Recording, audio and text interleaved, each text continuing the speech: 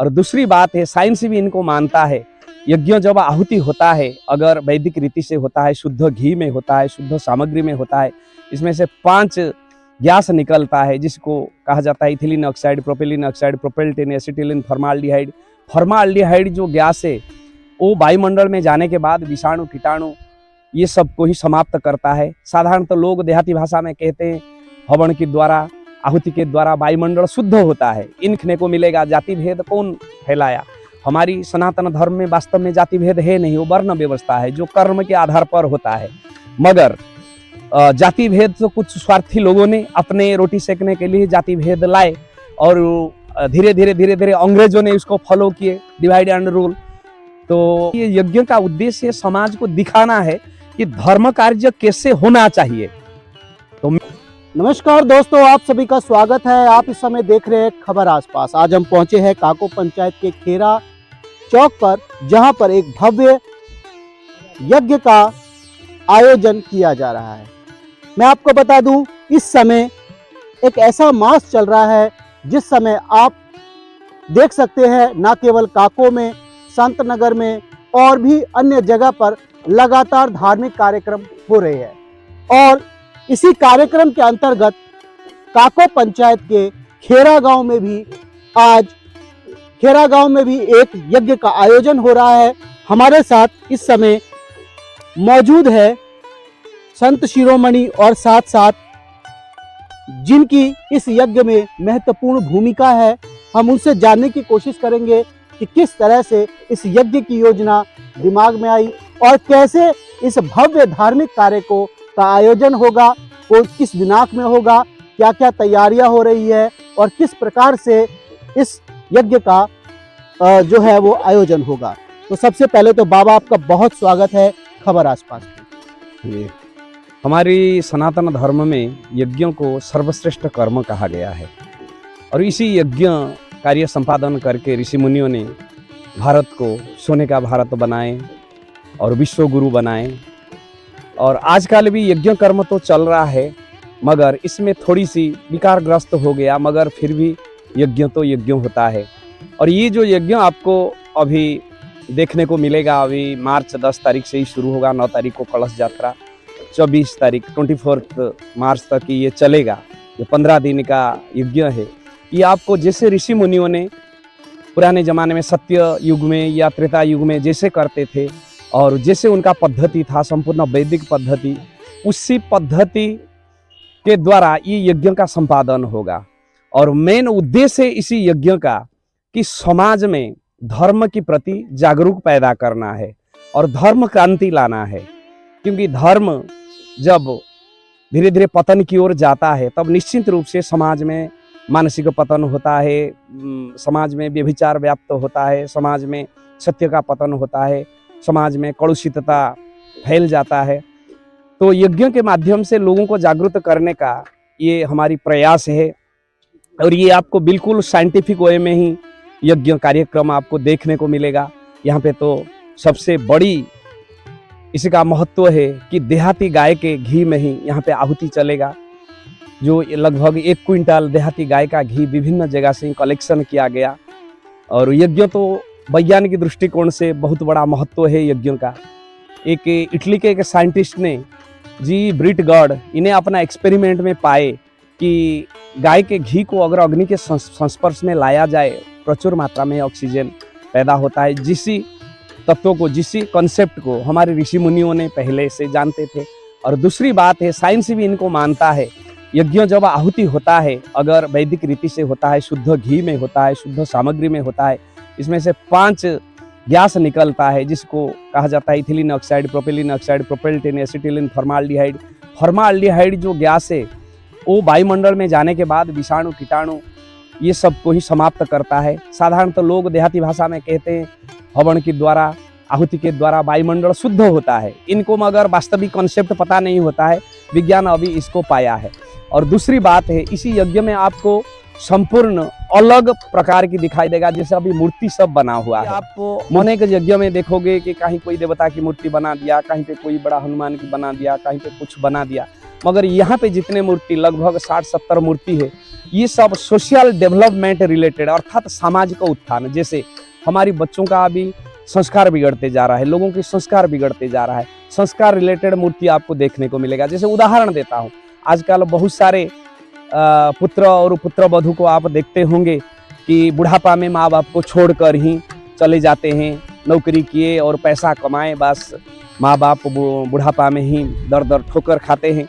यहाँ पे एक मूर्ति के माध्यम में दिखाया गया कि एक अच्छी पढ़ा लिखा बेटा है, बहुत हाईली एजुकेटेड बेटा है, अच्छा नौकरी भी किया है, शादी किया है, अल्ट्रा मॉडर्न बहू को ही शादी किया, मगर बुढ़ापा में माँ बाप को छोड़कर जा रहे हैं। माँ बाप पीछे कह रहे हैं बेटा रुक जाओ, हमने आपको अच्छे शिक्षा तो दिया और अच्छे नौकरी तो दिया, मगर अच्छे संस्कार नहीं दिया, जिस कारण से तुम माता पिता की महत्व को नहीं समझ पाया, उनका बलिदान, उनका त्याग के बारे में आप अवगत नहीं हो पाए, तो इसी कारण से छोड़ के जा रहे हैं। जैसे अभी शराब कैसे ही प्रत्येक घर को ही बर्बाद करता है, इसके बारे में आप सब देखने को मिलेगा। और धर्म की पाखंडता जो अभी समाज में फैला हुआ है, अधर्म को धर्म समझ बैठे हैं, इसी पाखंडता के ऊपर भी कुठाराघात किए। और उसके बाद आपको देशभक्ति का भी इसी मूर्ति के माध्यम से भी झलक मिलेगा। जैसे भारत माता रो रही हैं, इन्हीं को अभी भ्रष्ट नेताओं ने, भ्रष्ट अधिकारियों ने, विदेशी कंपनियों ने, फिल्मी कलाकारों ने जो एंटरटेनमेंट के माध्यम में अश्लीलता फैला रहे हैं और व्यभिचार फैला रहे हैं, विदेशी सभ्यता को बिल्कुल भारत में ही फैला रहे हैं। और उसके बाद आजकल धर्म के नाम पे भी अनेक शोषण हो रहा है। ये 5 आदमी कैसे भारत माता को नोच नोच कर ही खा रहे हैं और भारत माता रो रही हैं। और दूसरे तरह की आपको मिलेगा, जैसे जाति भेद अभी समाज के लिए सबसे बड़ा ही दुश्मन बन चुका है। उसमें सब आप देखने को मिलेगा। जाति भेद कौन फैलाया? हमारी सनातन धर्म में वास्तव में जाति भेद है नहीं, वो वर्ण व्यवस्था है जो कर्म के आधार पर होता है। मगर जाति भेद तो कुछ स्वार्थी लोगों ने अपने रोटी सेकने के लिए जाति भेद लाए और धीरे धीरे अंग्रेजों ने इसको फॉलो किए, डिवाइड एंड रूल। तो वो कुछ थोड़ी बहुत बांट कर गए थे, मगर आजकल जो काले अंग्रेज है बहुत मात्रा में लोगों को बांट दिए, जाति के नाम पर, धर्म के नाम पर अनेक प्रकार के ही लोगों को तोड़ना चाहते हैं। और इसी को मिटाने के लिए यहाँ पे मूर्ति के माध्यम में एक दिखाया गया कि एक भ्रष्ट नेता नीचे पड़ा हुआ है, ब्राह्मण क्षत्रिय वैश्य शूद्र चारों एक दूसरे के कंधे में हाथ देकर ये खड़े हुए हैं। मतलब वो दिखाना चाहते हैं कि हम चारों एक ही है और इन्हीं लोगों ने हमको बांटे और एक अंग्रेज को खड़ा करवाए। और अंग्रेज कह रहा है, वो मतलब नेता को कहता है, अरे हम तो गोरे अंग्रेज आपको थोड़ी सी बांटे थे, आप तो काले अंग्रेज पूरे बांट दिए समाज को। उसी तरह की गौ हत्या जैसे अभी एक सबसे बड़ा कलंक है हमारी समाज की, गाय जिसको अथर्ववेद में ही मतलब विश्व रूप कहा गया है, परमात्मा की, भगवान की विश्व रूप कहा गया है। भारत सोने का चिड़िया बना जब गौ माता को सर्वोपरि माना जाता था और गौ को सबसे ज्यादा महत्व दिया जाता था। अभी गौ हत्या कैसे हो रहा है? कसाई ले जाता है इन्हीं को, जीवंत गाय का टांग बांध देता है, बांध देने के बाद उसके ऊपर उबलता हुआ पानी डालता है, क्योंकि चमड़ी इनका, स्किन इनका नरम हो जाए। नरम होने के बाद इंटरनेशनल मार्केट में इनका बहुत मतलब कॉस्ट, इनका कीमत ज़्यादा होगा। तो फिर उसके बाद इनको चमड़ा को छीलता है गौ। उसके विरुद्ध में भी मूर्ति बना हुआ है। बहुत सारे धर्म की पाखंडता की ढोंगी बाबा सब आजकल कैसे ही पूरा बर्बाद कर रहे हैं समाज को, धर्म के नाम पे मासूम जनता को कैसे लूट रहे हैं। इसी तरह के आपको अनेक प्रकार की चीज़ मिलेगा। और हमारी जो यज्ञ में, ये मेरा 6 स्तरमा यज्ञ है, पूरे देश में ही कार्यक्रम रहता है। जैसे दूसरे सब कार्य इसी स्थान में ही कहीं भी आजकल हो, सरस्वती पूजा हो, गणपति पूजा हो, कहीं पे हो, लोग इसको भी एक मनोरंजन की माध्यम बना लिया। ऑर्केस्ट्रा होता है, दुनिया भर की गलत प्रोग्राम होता है। हमारी यज्ञ में वो सब नहीं होता है, सिर्फ आपको एक भगवत माहौल मिलेगा। दिन भर यज्ञ चलेगा, सुबह 4 बजे से ही वेद पाठ सुनने को मिलेगा। उसके बाद 1-1.5 घंटा सत्संग करते हैं, फिर उसके बाद गौ पूजन, सूर्य नमस्कार, सूर्य अर्घ्य, ये सब होगा। उसके बाद आपकी आहुति शुरू होगा, शाम को आपकी आरती होगा, आरती के बाद भजन संध्या होगा और उसके साथ सत्संग रहेगा। और 10 से 10:30 बजे तक संपूर्ण, 11 बजे तक सब साइलेंट रहता है, फिर 4 बजे शुरू होता है। क्योंकि मेन ये यज्ञ का उद्देश्य समाज को दिखाना है कि धर्म कार्य कैसे होना चाहिए। तो मेन ये इसका उद्देश्य यही है। तो इसको बड़े निष्ठा के साथ, बड़े पवित्रता के साथ इनको करेंगे निश्चिंत रूप से ही। और जो भी 75 यज्ञ पीछे का गया इसी तरह के भी किए, समाज के ऊपर भी काफ़ी प्रभाव पड़ा और मैं आशा करता हूँ निश्चित रूप से ही समाज के ऊपर प्रभाव पड़ेगा, लोगों में जागृति आएगा।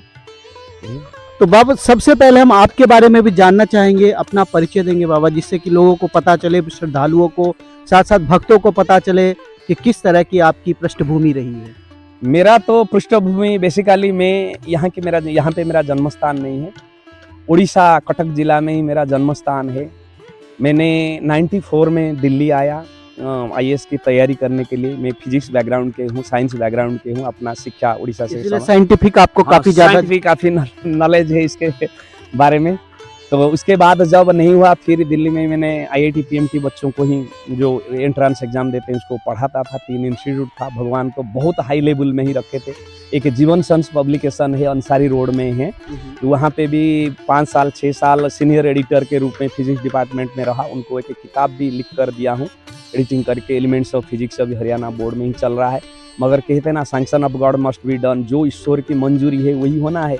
वो तो मुझे इसी मार्ग में लोगों को जागृति करने के लिए और वेदों को आगे बढ़ाने के लिए, वेद एंड साइंस मतलब वेद और साइंस ये दोनों को कंपेयर करके लोगों के पास पहुंचाने के लिए बनाए हुए हैं। तो मगर वो धन पैसा ये सब में मन नहीं लगा, वैराग्य आया। उसके बाद संन्यास लिया। सन्यासी लोग तो घर नहीं जाते हैं, पूरा समाज के लिए जीवन समर्पित कर देते हैं। तो अभी पूरा लगा हूँ, पूरे देश में ही कार्यक्रम सब रहता है।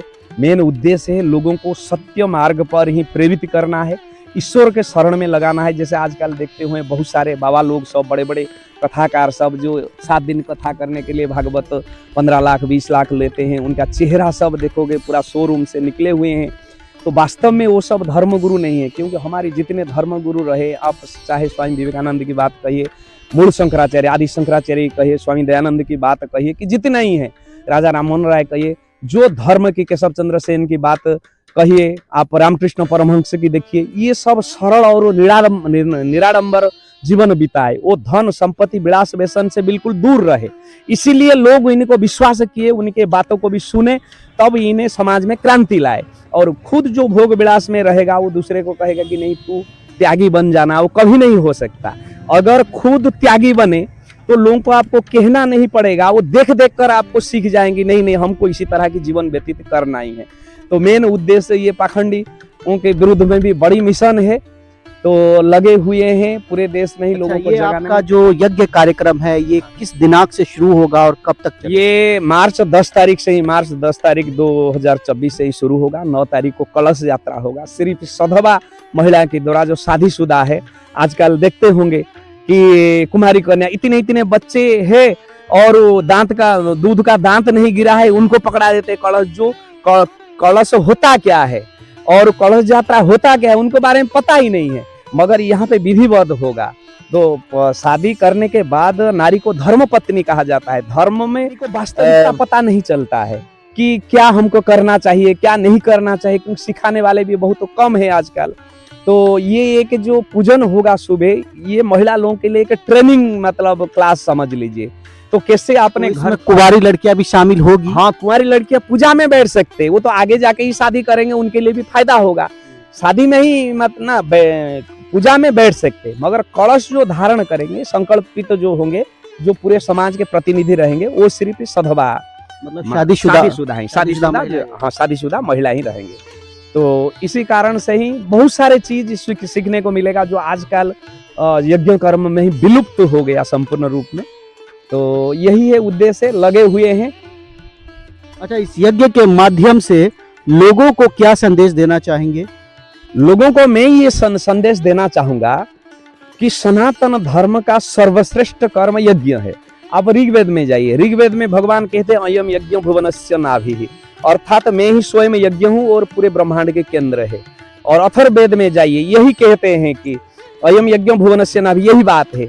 आप जाइए ऋग्वेद की पहला मंडल का आप 162 नंबर सूक्त का ही 4 नंबर मंत्र में कहते हैं यज्ञ देवेभ्य प्रतिवेद अजन्नः, अर्थात यज्ञ कर्म देवगुण विशिष्ट लोगों को ही भगवान मतलब प्रेरित करते हैं करने के लिए ही। और यज्ञों को अधोर कहा गया है। पहला मंडल की पहला सूक्त का 4 नंबर मंत्र में जाए, एक भगवान कहते हैं ओम अग्नि यई यज्ञम अध्वरम विश्वतः परिभूरसि स देवेषु गच्छति। अर्थात ये यज्ञ कर्म अध्वर कर्म है। अध्वर अर्थात हिंसा रहित कर्म, जिसमें भाईचारा को बढ़ाता है और वो समाज में एक धर्म की माहौल बनाता है। इसीलिए यज्ञ कर्म श्रेष्ठ कर्म। अगर आप श्रीमद् भगवत गीता में जाओगे, गीता में तीसरा अध्याय की 9 नंबर श्लोक में ही श्री कृष्ण अर्जुनों को कहते हैं यज्ञ कर्मणो अन्यत्र लोकयम कर्म बंधन तदर्थम कर्म कुंतेय मुक्ति संघ समाचार। अर्थात यज्ञ कर्म को छोड़कर और कोई दुनिया में कर्म नहीं है जिसके द्वारा आप बंधन मुक्त होगे जन्म मरण चक्र से। मगर आप पुण्य कर्म तो कर लोगे, किसी को भोजन दिया, किसी को कपड़ा दिया, किसी को दिया, पुण्य कर्म कमा लोगे, मगर कल्याण होगा सिर्फ यज्ञ कर्म में। फिर कहते हैं कर्म ब्रह्मोद्भवम विधि ब्रह्मक्षर समुद्भवम तस्मात् सर्वगतम ब्रह्म नित्यम यज्ञ प्रतिष्ठितम। अर्थात जो हमारी जितने कर्म व्यवस्था है वो सब वेदों से आया है और वेद स्वयं ओंकार ब्रह्म से आया है। तस्मात् सर्वगतम ब्रह्म नित्यम यज्ञ प्रतिष्ठितम। अर्थात ये सर्वव्यापी परमात्मा हम हमेशा यज्ञ में ही प्रतिष्ठित होते हैं, क्योंकि यज्ञ अर्थात जगत कल्याण काम। यज्ञ कोई व्यक्तिगत किसी का होता ही नहीं है। जिस प्रकार से आपको सहयोग मिल रहा है, किस तरह का आपको सहयोग लोगों की तो सहयोग है। देखिए, लोगों की, जनता की कोई मतलब दोष नहीं है। जनता को अगर कोई टीचर स्टूडेंट बिगड़ रहा है, वो स्टूडेंट जितना दायी नहीं है उसके लिए एक बड़ा टीचर दायी है। क्योंकि टीचर अगर स्टूडेंट को सही ढंग से पढ़ाएगा, सही रूप से लिखाएगा, होम वर्क सही ढंग से चेक करेगा, बच्चा क्यों बिगड़ेगा। तो समाज की शिक्षक हुए 2 लोग, एक होते हैं साधु संत जो ऊपर लेवल में हायर लेवल में करते, दूसरा होते हैं पुजारी वर्ग जो पुरोहित वर्ग।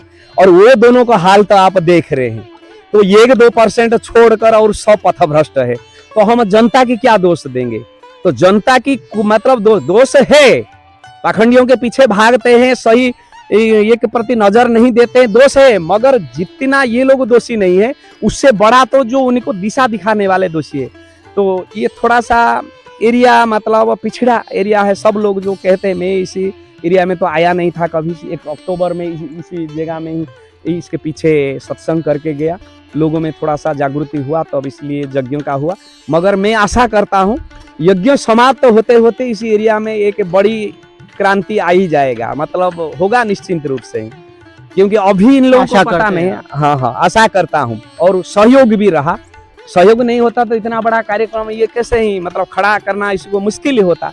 सहयोग है, मगर जिसी तरह की उनको फ्रंट में सहयोग के साथ साथ आकर इसमें एक्टिवली लगना चाहिए, वो नहीं, मतलब नहीं है। उन्हीं को यही लग रहा है चलो यज्ञ होगा तो वहां पे तो सबको जाना ही है।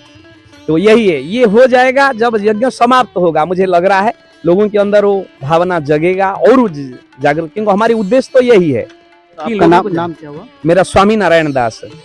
तो इस समय हम स्वामी नारायण दास जी से बात कर रहे थे। हमने काफी कुछ धर्म के बारे में भी जानकारी ली, साथ साथ इन्होंने बड़ी विस्तृत से यज्ञ के बारे में जानकारी दी, साथ साथ ऐसे बहुत चीजों के बारे में जानकारी दी जो कि हमारे सनातन धर्म यानी कि आप कह सकते हैं सनातन धर्म का एक महत्वपूर्ण अंग रहा है। फिर वो चाहे गो पूजा हो, चाहे सूर्य पूजा हो, हम आपको लगातार दिखाते रहते हैं।